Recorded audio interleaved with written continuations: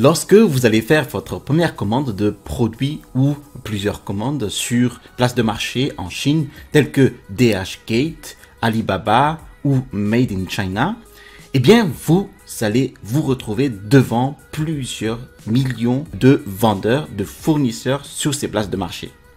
Alors, regardons les faits. Il y a plus de 2,8 millions d'usines en Chine.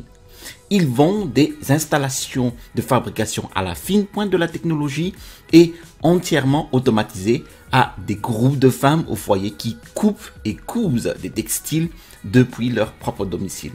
Alors, peu importe ce que vous cherchez, il y a de fortes chances qu'il y a une usine en Chine qui peut vous le faire fabriquer. Alors, même si vous êtes un vendeur de marques propres sur Amazon FBA ou un entrepreneur donc dans l'e-commerce, comment savez-vous quel type de fabricant vous convient? En d'autres termes, comment vous allez trouver le bon fabricant pour votre produit de marque propre, donc pour votre entreprise?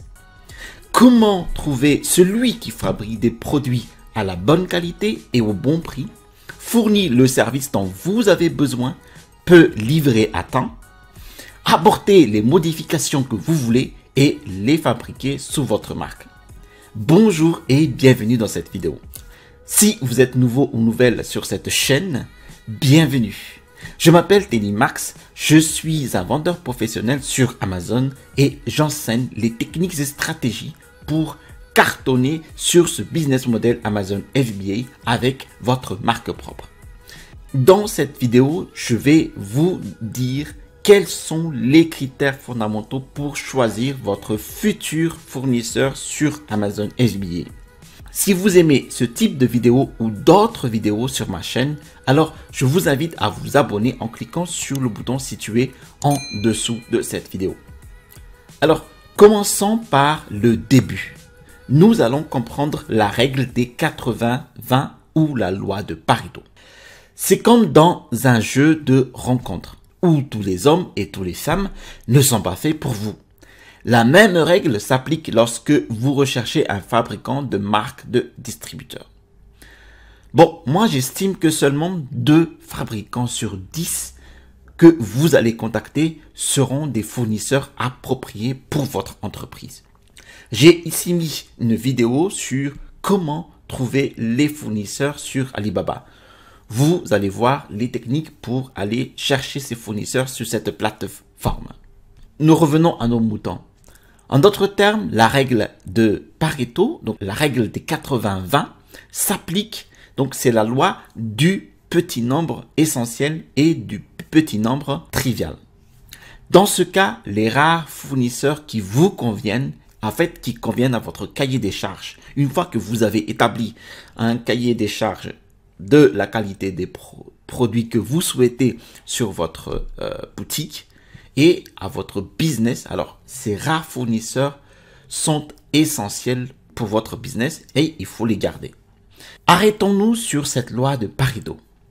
Tout d'abord, lorsque vous envoyez des demandes de devis, alors sur Alibaba, ça s'appelle les RFQ, vous ne devez pas vous attendre à ce qu'ils répondent tous. Parmi ceux qui le font, il peut y avoir un large éventail de qualité de produits et de prix en dehors de vos attentes. J'ai mis aussi une vidéo ici pour savoir comment en fait envoyer les demandes par mail sur plusieurs fournisseurs. Certaines usines peuvent être trop petites pour votre entreprise et ne seront pas en mesure de répondre à vos besoins. Parmi ceux qui répondent à votre mail, il peut y avoir un large éventail de qualité de produits et de prix en dehors de vos attentes. Certaines usines peuvent être trop petites pour votre entreprise et ne seront pas en mesure de répondre à vos besoins. D'autres fabricants peuvent être trop grands et ne pas s'intéresser à votre business. Car eux, ils préfèrent déplacer des douzaines de conteneurs par mois avec des clients comme Wish. Donc, ils ne seront pas intéressés à traiter avec de petits gars comme un petit vendeur typique d'Amazon ou le propriétaire d'une entreprise e-commerce qui ne fournit qu'une fraction de leur business. Enfin, certains fabricants peuvent être en mesure de livrer le produit, mais n'ont pas le service, le soutien ou les compétences linguistiques nécessaires pour le soutenir. Votre travail consiste donc à trouver le bon fabricant de marque propre pour votre entreprise. Maintenant, voici la question cruciale que vous devez vous poser. Qu'est-ce qui fait un bon fabricant de marque propre? Au cours de mes expériences d'approvisionnement de produits en provenance de Chine et depuis mes produits personnalisés pour ma propre entreprise de marque propre, j'ai découvert qu'un bon nombre de fabricants de marque propre possèdent les caractéristiques que je vais vous énumérer par la suite. Premièrement, l'expérience avec le produit. Non seulement l'usine doit avoir les capacités de fabriquer votre produit, mais elle a aussi besoin d'expérience dans la fabrication de votre produit. Bon, jusque-là, c'est naturel. Et lorsque vous évaluez les fournisseurs, posez-vous la question. S'agit-il de nouvelles recrues ou d'anciens combattants dans cette niche? Ont-ils déjà fabriqué ce produit? Peuvent-ils fournir des échantillons depuis qu'ils ont travaillé sur cette niche? Alors, idéalement, un bon fournisseur de marque propre aura fabriqué le produit que vous voulez dans le passé. S'ils n'ont jamais fabriqué ce produit auparavant, vous ne voulez certainement pas être leur cobaye puisqu'ils fabriquent ce produit pour la première fois, non? Deuxièmement, le bon niveau de qualité. Alors, moi, j'ai tendance à dire même un excellent niveau de qualité. C'est une des conditions sine qua non, en fait, pour générer des ventes de manière récurrente et évolutive sur Amazon FBA. Alors, demandez-vous aussi, y a-t-il une correspondance de qualité? Il faut vous demander s'il y a une correspondance entre les images que le fournisseur vous propose sur la place de marché, sur sa fiche produit, et la réalité, c'est-à-dire le produit en lui-même. Bon, par exemple, si vous vous approvisionnez en parapluie, normalement, il devrait y avoir correspondance avec les images que l'on vous propose sur la fiche produit et le produit en lui-même. Les parapluies se ressemblent au premier coup d'œil. Bon, mais il y a votre variété de magasins à 2 € qui se cassent la première fois qu'ils sortent sur un coup de vent, et il y en a des solides qui peuvent résister même aux tempêtes les plus violentes. Donc, demandez-vous de quel niveau de qualité avez-vous besoin. Vous allez trouver un fournisseur dont la fabrication correspond en fait à une qualité élevée, une qualité qui résiste à des coups de vent. Mais trop bas, si votre exigence est un peu trop basse, eh bien vos clients seront insatisfaits. Si votre exigence est trop élevée, alors le prix sera inabordable. Troisièmement, la familiarité avec votre marché. Découvrez vers quel pays vos fournisseurs potentiels exportent. Différents pays ont des normes de qualité différentes, des préférences de style et de couleurs différentes et des nuances différentes que les marchés exigent. Si vous vendez par exemple sur la place de marché Amazon FR, il est logique de trouver un fournisseur qui a de l'expérience en matière d'exportation en Europe et particulièrement en France. Ils sont également susceptibles d'être plus familiers avec les normes et les préférences de votre marché. Par exemple, dans le secteur de la mode et de l'habillement, les vêtements devront être coupés et dimensionnés plus grands pour le marché européen que pour le marché asiatique.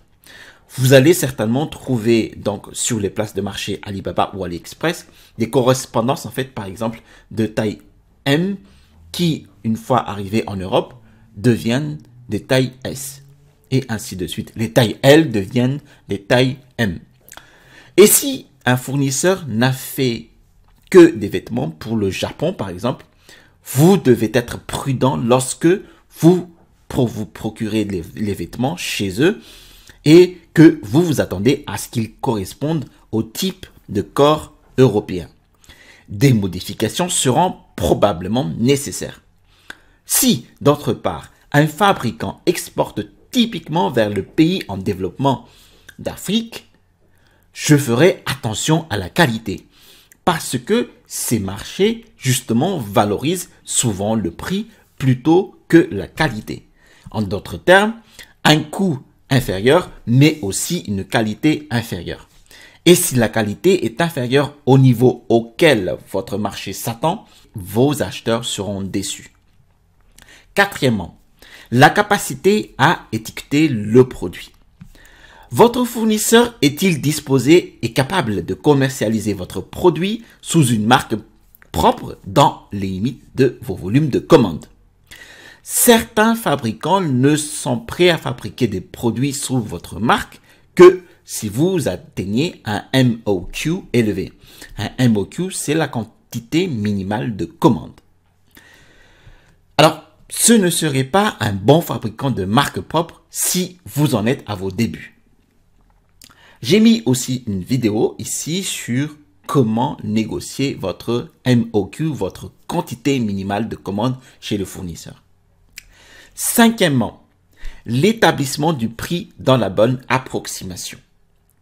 En Chine, en fait, ces jours-ci, les coûts sont en hausse en raison d'une combinaison de l'augmentation rapide des coûts de main-d'œuvre, l'augmentation des coûts de matériaux, donc les matières premières que le fournisseur va utiliser pour fabriquer votre produit, l'appréciation de la monnaie chinoise, justement par rapport, c'est la fluctuation entre la monnaie chinoise, le yuan, et l'euro, les politiques environnementales plus strictes et les nouveaux contrôles de la pollution ont eu un impact énorme, entraînant la fermeture de dizaines de milliers d'usines. Donc, les prix peuvent être plus élevés que prévu, mais vous pouvez quand même trouver un large éventail de prix fournis en réponse à vos demandes de prix.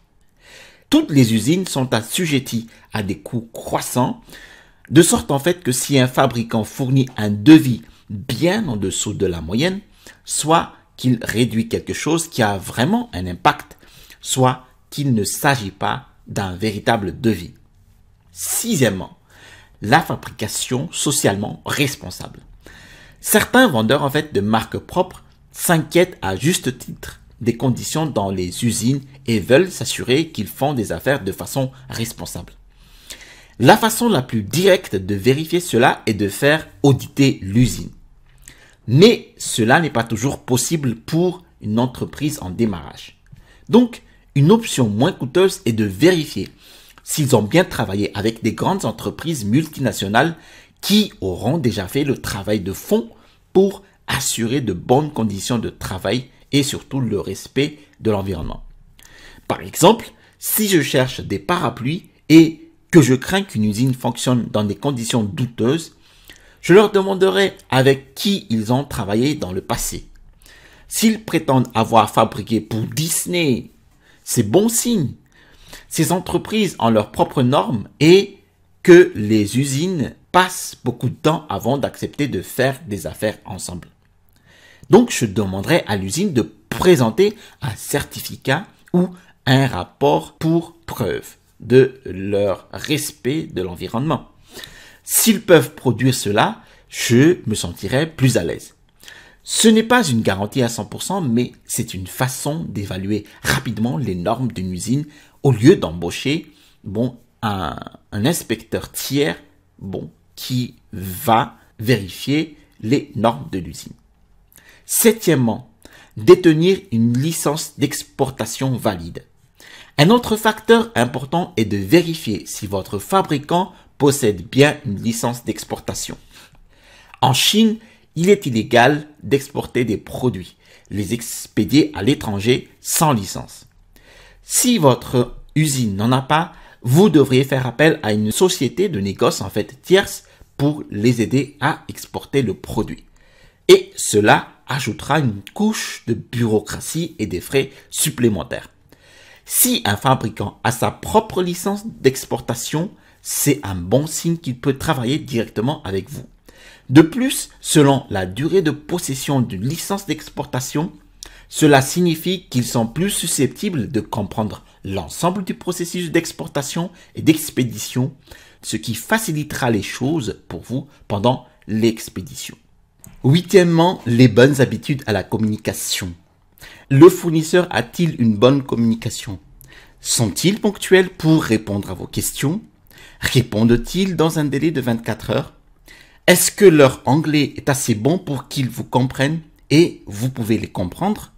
Si vous avez besoin d'une aide extérieure pour poser des questions sur les produits et demander des modifications, c'est un signe certain que d'autres problèmes viendront plus tard. Et dernier point, la flexibilité. Le vendeur est-il coopératif? Est-il prêt à répondre à vos demandes? Les vendeurs de marques propres intelligents, en fait, ne vendent pas les produits tout faits emballés dans un sachet de polyéthylène. Ils apportent des modifications pour améliorer le produit et surpasser leur concurrence. Ils créent des emballages modifiés avec des logos, des illustrations et une image de marque afin d'augmenter la valeur perçue de leurs produits. En théorie, c'est une bonne chose, mais en réalité, cela peut être un casse-tête pour les fournisseurs chinois. Je trouve que la plupart d'entre eux résistent au changement. C'est la nature humaine. Et si vous êtes à l'aise à faire quelque chose d'une certaine façon, il devient très difficile de changer vos habitudes. Il se peut donc que les fournisseurs ne soient pas disposés ou capables d'apporter les modifications que vous souhaitez. Ils peuvent avoir d'autres clients qui sont prêts à acheter leurs produits tels quels, ce qui est bien sûr plus facile pour eux. Un bon fabricant de marque propre est un fabricant qui est flexible et prêt à accepter vos changements dans le cadre de vos volumes de commandes. La plupart des vendeurs de marque propre, en fait, passeront une commande d'essai de 500 à 1000 unités et tous les fournisseurs ne sont pas prêts à investir dans des modifications pour une si petite commande, à moins que vous ne puissiez les convaincre de la raison pour laquelle ils devraient le faire. De nombreux fournisseurs avec lesquels j'ai travaillé m'ont dit sans détour qu'ils ne gagnent pas de l'argent sur la première commande avec nous, puisqu'ils investissent dans l'avenir de notre relation d'affaires ensemble. Et au fur et à mesure que les volumes de commandes augmentent, ils peuvent tirer parti des économies d'échelle pour en faire une activité rentable pour les deux parties. Voilà, j'espère que cette vidéo vous a plu et vous a éclairci un petit peu sur ces critères fondamentaux avant de choisir définitivement votre fournisseur sur les places de marché telles qu'Alibaba, DHgate ou Made in China. Si vous avez des questions sur cette vidéo, eh bien, n'hésitez pas à me les poser en dessous de cette vidéo et je ferai un plaisir à les répondre. Si vous avez aimé ce type de vidéo, eh bien, je vous invite à vous abonner en cliquant sur le bouton situé en dessous de cette vidéo. J'ai mis aussi, donc en description de cette vidéo, mon e-book, les 5 étapes pour construire un business rentable et à succès avec Amazon FBA. Eh bien, vous allez trouver dans cet e-book mes techniques et mes stratégies qui m'ont permis de monter en fait ma première boutique avec Amazon FBA à succès. Vous allez retrouver ici au-dessus de cette vidéo le bouton pour vous abonner et à droite de cette vidéo, eh bien, je vais vous montrer comment en fait expédier votre produit depuis l'Asie vers l'Europe. Allez, à la prochaine vidéo et restez toujours curieux.